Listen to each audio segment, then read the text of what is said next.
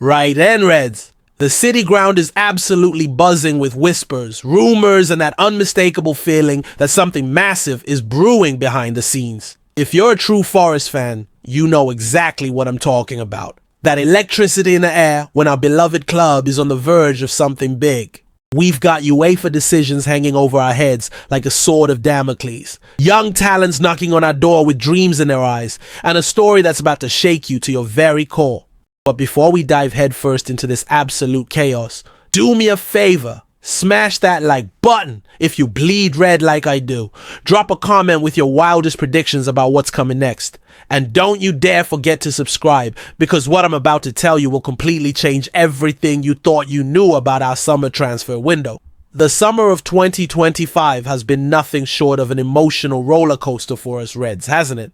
While other Premier League clubs are making headlines with their eye-watering big money signings and splashing cash like there's no tomorrow, we've been playing the waiting game, watching from the sidelines as uncertainty clouds our European future like a storm that just won't break. But here's the thing that's got me absolutely buzzing. Behind all the speculation, behind all the endless refreshing of social media feeds, behind all the transfer gossip that's been driving us mad, there's been a story unfolding that nobody, and I mean nobody, saw coming. A story about raw ambition, about gut-wrenching tough decisions, and about a player whose journey at our beloved city ground has taken the most unexpected turn you could possibly imagine.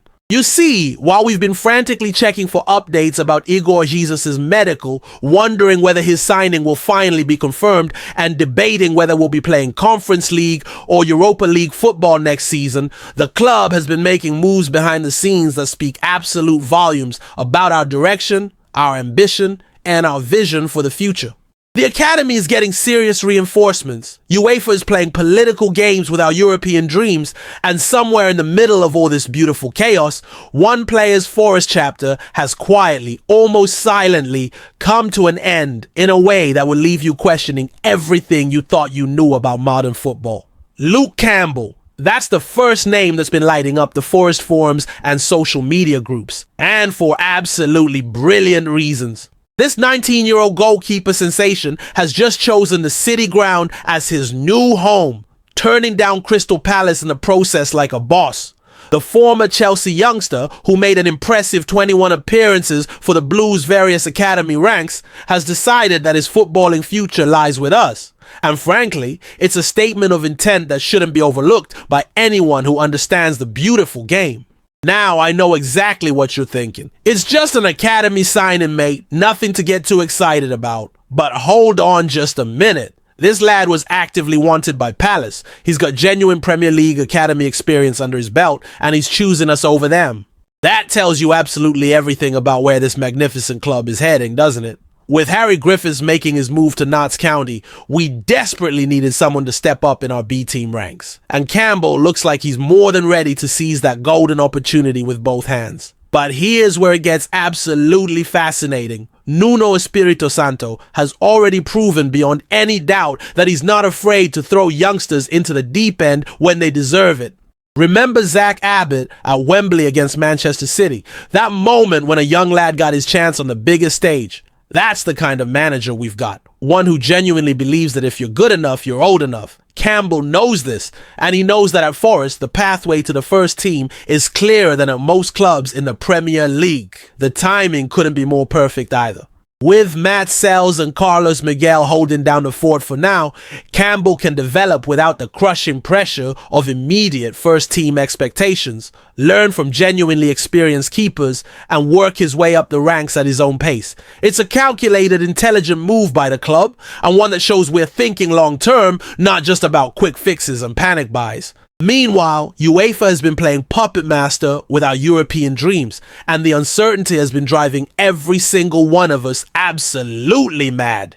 We've been preparing for Conference League football, booking our trips to exotic destinations, dreaming of those magical European nights at the city ground, but suddenly everything's up in the air because of bureaucratic nonsense. Crystal Palace's paperwork fiasco with their multi-club ownership has thrown a massive spanner in the works. And now we're caught in the middle of their administrative mess. The Telegraph is reporting that UEFA's decision is expected today, and here's the absolute kicker that's got me jumping out of my seat. They're anticipating that we'll be upgraded to the Europa League. Can you even imagine? From potentially missing out on Europe entirely to possibly getting a promotion to the bigger stage. It's like watching a thriller where you don't know if the hero will make it until the very last scene. And the tension is absolutely killing me. But here's the thing that's got me genuinely excited about our future. Regardless of which competition we end up in, we're going to be playing European football at the City Ground. Think about those nights. The atmosphere that will be electric. The away days to countries we've never been to. The chance to test ourselves against completely different styles of play. It's going to be absolutely mental, and I honestly can't wait to see how our squad handles the pressure and the extra fixtures that come with European competition. The uncertainty has probably affected our transfer targets too.